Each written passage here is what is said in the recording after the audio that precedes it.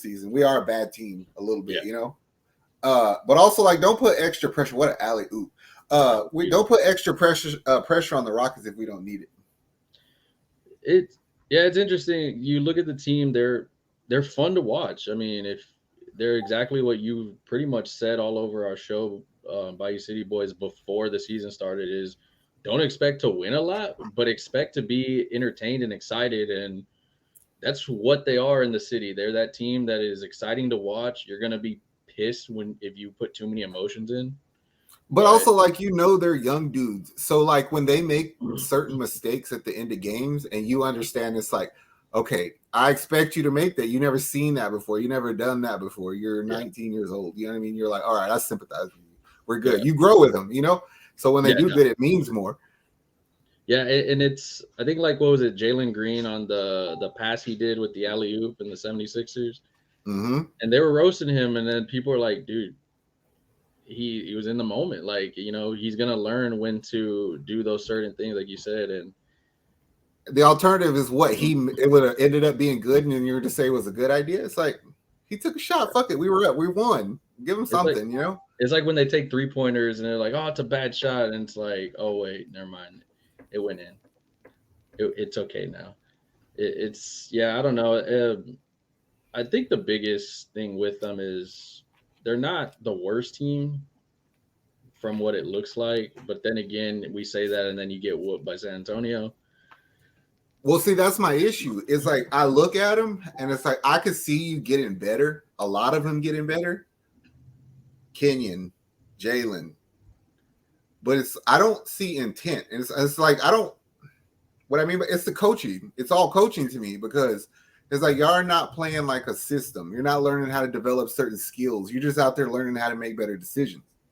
Yeah, it feels like summer league to me a bit. Like there's too Yeah, much freedom at times. Like we've talked about it where it's like sometimes Jalen Green just holds it too long and it's like messes the momentum and the tempo up, and it's just like, okay, well, at some point an older coach you would feel, or a more experienced coach would be like, hey, you need to stop that. Like this is not functioning well with the team, and that's what we want to go with, because you want to build them, like you said, you're gonna right now, especially as that crucial point, to build the tendencies and to grow a young player into how they're going to play for pretty much the rest of their career.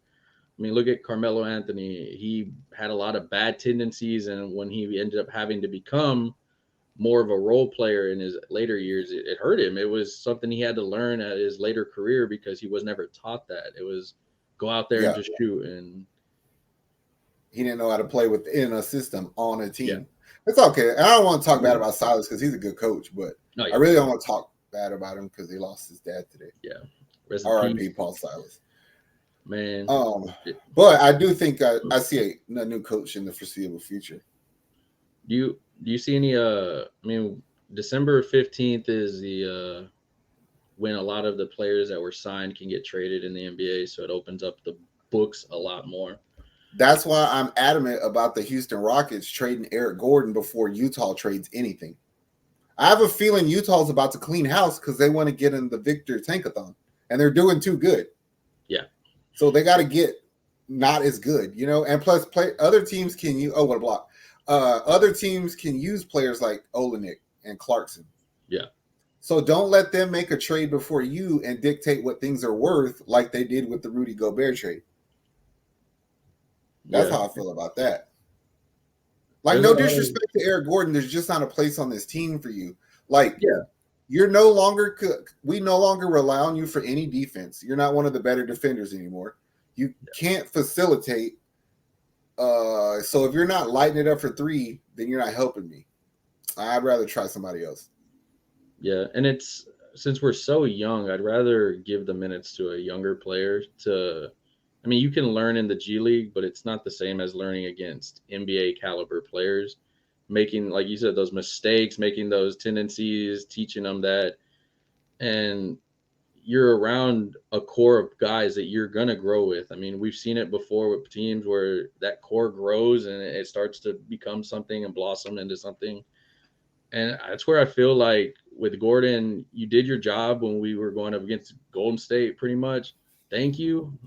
Go and find you a contender and go have fun doing that, because there's no use for you right now when I have Josh Christopher just chilling in the G League, coming back and forth. Ty doing the same. Yeah. First And round pick, both of them. yeah, and it's to my point where like I feel like I get the frustration with, fans, where a lot of us are like, why aren't they playing? But then again, it also comes into the logistics, like you said, where I need to feel the market. I need to make sure I get the value for this player. I don't want to just give him away. I want to make sure I get the top value for him, and Mm-hmm. that's it. And I think that's what Rafael Stone is doing, I guess, well, because you have some teams. I don't want to talk on like Charlotte or something, but they don't know what the hell they're doing. It seems like. I think they're intentionally not knowing what the hell they're doing, though. Yeah. Well, I mean, we know that the Victor Wembanyama thing is what everybody has their eyes on in the NBA. I mean, you look through their social medias; they're talking about him every single time he wakes up, whatever. Like, As a Rockets fan, I'm gonna go out on a limb and say that I'm giving up all hopes for Victor. yeah, And I'm okay with that because I would rather continue to build the way we are. And then you think about it, like we're better than Charlotte. Charlotte will finish worse. San Antonio will probably finish worse. We'll win some games, but I think we're one of the only teams down there who are in a better position to not care about getting Victor.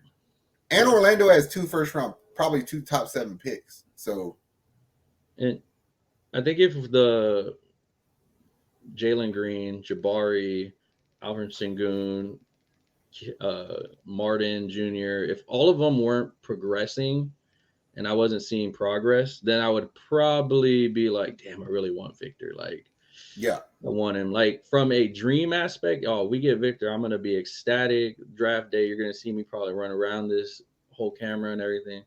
But This is what I noticed. Oh, go ahead. I'm sorry. no, you're good. I was just like, I ain't worried if This is something I noticed, and you're gonna hear it here first. Maybe I'm full of shit, but if you don't believe me, I challenge you to watch out for this as a Rockets fan a little bit more. I feel like there's already a hard time for Jabari Smith and Sengun to play together because I don't think Jabari likes him. That if you threw Victor in there, it'll fuck everything up. Like Jabari's like Sengun, you ball hog on offense, but you're fucking with me on defense. Yeah. And I've seen him check him a couple times, and I was like, "Oh, what's going on here?" Yeah, and Wembanyama can't help that at all. Yeah, especially I feel there's one problem with egos for sure. I mean, it's the NBA. I'm gonna get mine, but I'm gonna hope you get yours, but I'm gonna get mine also, and I don't care. Mm-hmm. I mean, you look at John Morant, you look at Trae Young, you look at certain players, they going to get theirs, and I don't care. And I feel at some point the egos is you do have to make sure there's enough to feed. And also it's just like you don't want to get to that point where you have I feel like Philadelphia back then kind of had that where they were just going number one. And they had all these egos. And then at the end of it, Joel Embiid's like, no, this is my team. Like, oh, y'all can get the hell out of here type shit. And if you don't have the right coaching staff, you don't have the right environment, I do feel that's kind of why I want a new coach, because I don't think that Silas he can see past the smoke and mirrors of what the team is and what's best. Like, in my personal opinion, if I told you that we're going to continue to build in the draft and you already know that Kevin Porter and Alperen Sengun are my first 2 players off the bench, like, that's where you help us the most. But I think they're too unwilling to do that. And then you're going to stay trying to build. And it's like, no, you should have just went and paid for a real center, you know? Yeah. And it's tough because you hear like about Sengun where you have probably one of the best players right now, the Joker, talking about how, hey, y'all should be giving the ball to him. But then it's also like, it's one game. I get it. A lot of the international players are kind of like a family. But he's correct. It's like he is the guy you want to give the ball to for stretches and be like, go to work, bro. But it's not best for the team for that to always be the first option. Yeah. But if I told you, oh, we're stagnant, somebody's in foul trouble, hey, go do your thing, bro. You got 2 minutes. Go give me a couple buckets. Yeah. That helps us, like if we're keeping it real, like Joker plays that way because he has to.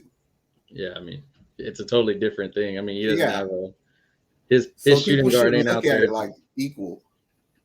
Yeah, I guess out of the team, who's number one? I mean, like Jalen. Jalen that's, Green is yeah, the number one to me. that's how I feel. Like no matter what we do, he from last year to this year, he took a step of like, Okay, I'll say this. If Jalen's not number one, he's definitely the face. yeah, he's all over the place.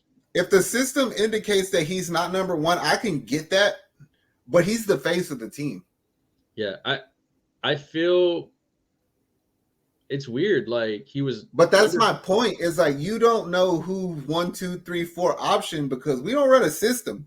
Yeah, it's just kind of like it reminds me of street ball, kind of like goon squad, street ball, and one. Here we go. Like let's get it. Because there's a name that was mentioned to me about a possible head coach I'm going to bring up to you. And I don't know. And at first it's going to sound good, but then you're going to be like, hold on, this fool's team played nothing but one-on-one basketball too. Would you take Ime Udoka as a head coach of the Houston Rockets? It's not a bad one. It's a good one, right? Yeah. But I mean, I feel it's not against Silas. I just feel for both sides, there's going to be a breakup that comes well for each other.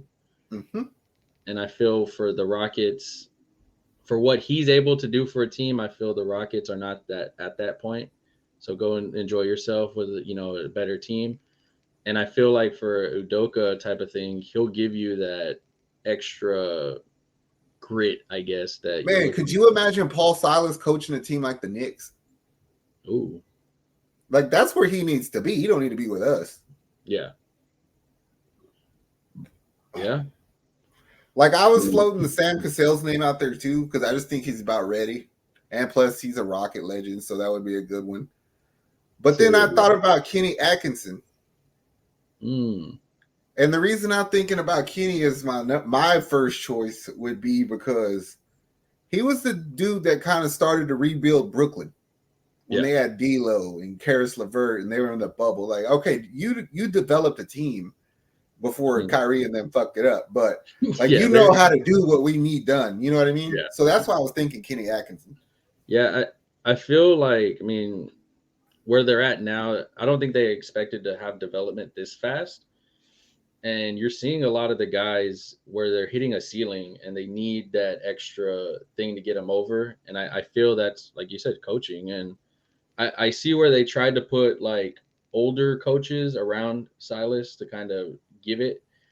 But at the end, it's somewhere, one of them's going to have to give, and you're not going to give on the younger core. You're going to give on the coach. And I think that's where it's going to come down to. It's going to be, as I said, a mutual agreement of, hey, let's part ways for these guys to take the next step of that journey. Jalen Green to me is the number one. Dude can go out there now and give you 25 points pretty much. Like, yeah, he's going to have a bad game here or there. That's a lot of superstars. And he's only 20. The points he's putting up, if you were to put that with a better record, he'd be in talks for getting close to all-star level. Like, the fact that his defense is so much better. Yes. He's so much better. And I haven't heard too many people talk about it, but his defense is, I don't know, maybe he just wasn't trying last year. Yeah, I think last year just kind of seemed, last year was weird though. It was very much and I felt they felt they had to give Christian Wood time also. And did it seem like last year for a majority of the year, for about 60% of last season, it felt like they were babying Jalen? Yeah. Like, no, you just need to play 20 minutes today, and then they kind of unleashed him and he went off. That's how I felt too. Yeah, no, he for sure. No offense, Jabari, you're a monster on defense right now, showing it. Your rebounding is showing up, but to have a 1-2 punch of offensive juggernaut with some defense and then defensive juggernaut with some offense, I feel like it's gonna mesh very well. You look at some of the teams, like, and I'm not saying they're them, but you look at like Steph Curry, Draymond Green, like, go do what you need to do type of thing. Like, You I have think these. it's like a more team-oriented version of Ja and Jaren Jackson. Ooh, that's a nice one. Yeah. But I don't think that like they're. I think we'll be a little bit better as a combo than they are because sometimes it feels like Jaren's real dependent on Ja. Yeah. Yeah, where he's kind of like I don't want to say a liability, but I mean, he kind of. Like it is what it is with the Rockets. Like just going back to the Wembanyama thing is like I don't think we'll get him, but there's so many other players in this draft that could help us. But in order for me to take these players, I need to get rid of players. Yeah, I mean, we have. And at one point, but like even players you might not think that you want to get rid of, like so, like for instance, say we don't even get Scoot. Say we get like the 5th pick, or you still have options there with like the Thompson twins. Like they're Yeah. 2 ball handling wings who can go, and we need a 3-and-D player. Yeah. So if you do that, then that means he'll be a starter probably. That means Kmart goes to the bench, which means Tari has to play the 4 off the bench. Garuba has to start. So you're already logjam. So does that mean can Raphael Stone say, fuck it, I'm going to trade Usman and I'm about to trade Jay-Sean? Yeah, I don't even see it as messed up as I don't see a spot for Jay-Sean even when he comes back. Like the way everybody's been playing, I'm gonna get you some minutes so I can get you traded out of here. I mean, but that's why I want to trade Usman while he's doing good. Yeah. While your value's high. Because what you're doing, FIBA, and then he came in. What you're doing right now, in my opinion, is the best he'll ever do. Yeah. You're knocking down threes. 5 and 6 and 3-point shooting. He reminds me of like a poor man's Luka Mbamute, kind of like 3-and-D. I can go out there, give you some hustle on defense, get some blocks, make some open threes. And I mean, those guys, when they're hot, but when they're not, their stock drastically falls. And I mean, I'm honestly okay with trading like pieces now when you have so many draft picks coming in anyway. We have too much young talent. Yeah. Yeah, you need some vets, I feel, and I'm almost thinking like maybe go to draft day and see if you could pull off a trade for something. I mean, there's going to be some teams out there looking to trade. What's more, I just feel like the Rockets need a legitimate rim protecting big man. Yeah. Or a point guard. But you don't know what Ty is. Yeah. You know what I mean? And you use the 1st round pick for him. So do you not find out what he is and then you go to the draft and take a point guard like the kid from Auburn, Nick Smith, and take him? Or do you use like, all right, I'm going to use this pick and try to trade for somebody or a couple somebodies and build the team, make the team better that way? Because it's like we can't keep developing young talent.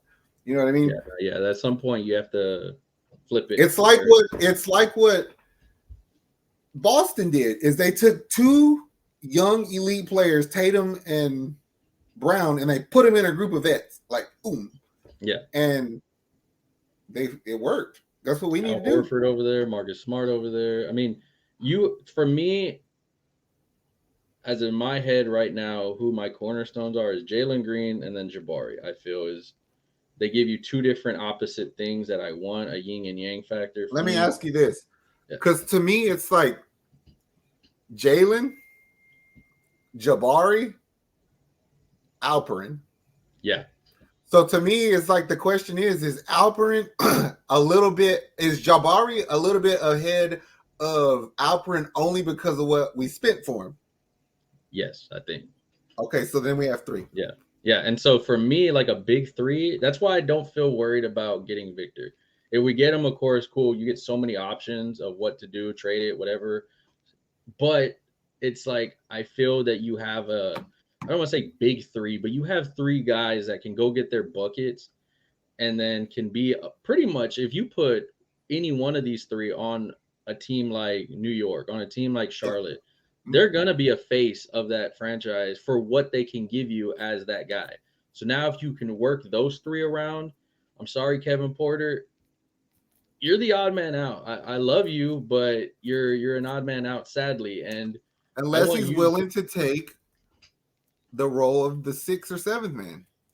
if he comes off as a 6-man, I mean, that's dope because you see players that come off like that. Jordan Clarkson, I Yeah. mean, you have players that To me, Russell like he Westbrook right fits the now. perfect. He fits the perfect 6-man because, like, say whoever the starter is gets hurt and he stepped in, I don't have no doubt.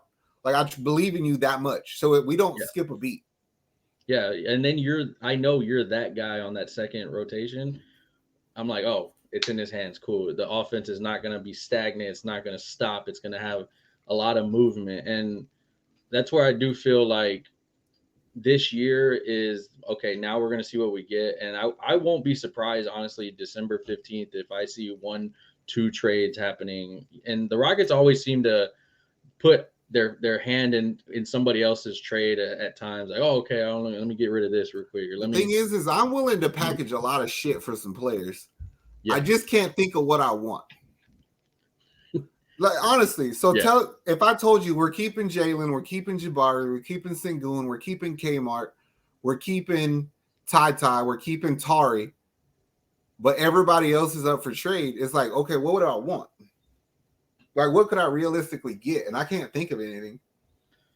It's hard because with everybody tanking, the bad teams are tanking and the good teams don't really have much to trade right now because they kind of put themselves in purgatory with trades.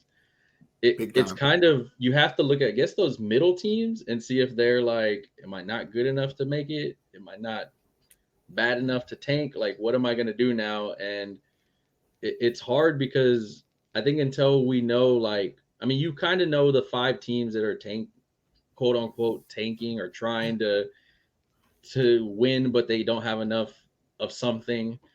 And then you get these groups. I mean, the East and West are just fluctuating so much. I mean, the Pelicans were in like 9th and now they're in like 1st. Yeah, so it's just that's a legit basketball team right there. That team's fun to watch. I like it. I'm like to that point where it's just like, I agree. You need to start getting some vets in to change the environment. Like New Orleans, for instance, we need to find somebody to do what CJ did for that team. Like, he has all the skill in the world and he's willing to step in and say, no, I'm just going to do my part really good. Yeah. Like, it's still y'all's team. It's still Zion's team. It's still Ingram's team, but I'm just going to do my shit real good, And I'm trying to think around the league who could do that for us, and I can't think. So there's like guys here and there I want. Like, I want Alex Caruso on our team. Yeah. Like, that kind of guy would help us. Yeah. I'm trying to think of like a center maybe, or I'm trying to think of a center, but then I couldn't think of what we would give up. I mean, like, do you think, okay, we've talked about it on the show before, and I know he's available. I don't think it's something that drastically helps us on the court, but do you think like a Patrick Beverly joining the Goon Squad helps? I really don't. I mean, because think about it, like no disrespect to Pat Bev, but we're fucking taking the ball from everybody anyway. We're fucking running with it. We're like, the Goon Squad is nasty, like, and nobody knows how to figure it out. So what do we need him for? Yeah. For me, I just figure like, and mine's only clearly from like I don't even care if you play, like you're the 12th guy on the bench type of thing. No, I really like Boban as that guy. Yeah, I mean, well, he's been doing well as it. Let me tell you how I know Boban's in charge. Because who did we play? San Antonio. They beat the shit out of us, right? Yeah. Something happened right in front of the Rockets bench. The first player on the bench was Josh Christopher. He stood up. He kept saying something. He was yelling. And they go down, and he's still saying something to the referee. And Boban like leaned forward. He was like, "Hey, sit down." And then he sat down, and I was like, "Okay, like I like that."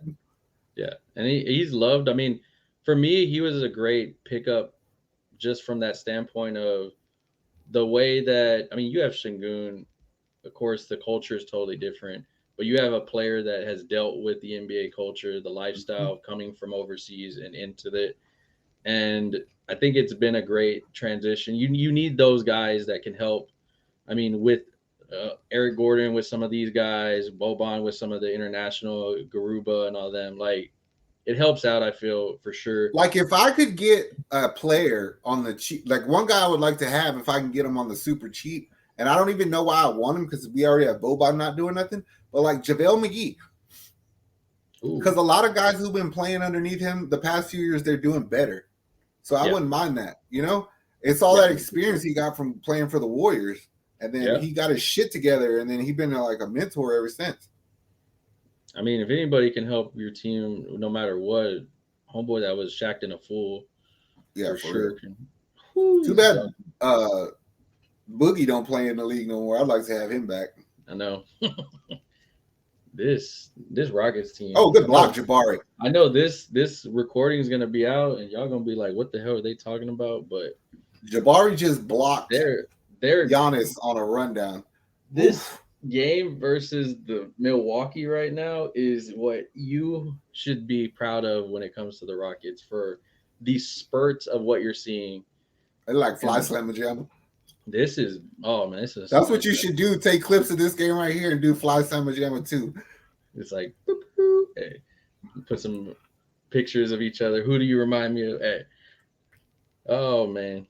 I guess now the Rockets are definitely going in the right direction. Like I'm good. We're good. I'm cool with it. You just gotta let them play. I just can't really think of anybody I would want to trade for. I just want to get rid of Eric Gordon. Yeah, I think we need to start removing pieces first and then see what we have the rest of the year. And then we can go and take another step off season and be like, okay, this is what we're keeping. This is what we're not keeping. And then hit the draft up again. Because, I mean, depending on it, honestly, if you get trades, you don't even know if you're getting even more picks for some of these guys. So I think for sure, I guess Eric Gordon, Jayshawn Tate, Knicks, Garrison Matthews. No, I would send Deshaun Nix back to the G League. Ty went, now you go. All right. So, but for sure, I think those three, Gordon. I mean, I would be willing to entertain trades with Garuba. Yeah. I would be willing to entertain trades with Kevin Porter.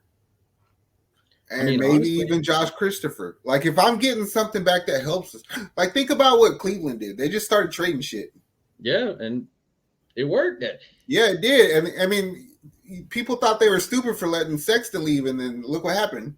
Mm-hmm. I mean, not that they let him leave, but you could easily say that Cleveland handled that in a bad way. Like, I don't know. I thought that they mistreated him a little bit, but it all worked out for him. So, I mean, look, even as I used to bash them. Sacramento did a pretty good job at finally figuring out what to trade for, and I mean, they waited a long time to do it, but I think we'll be fine getting up to that point and figuring it out. I think that we're kind of there.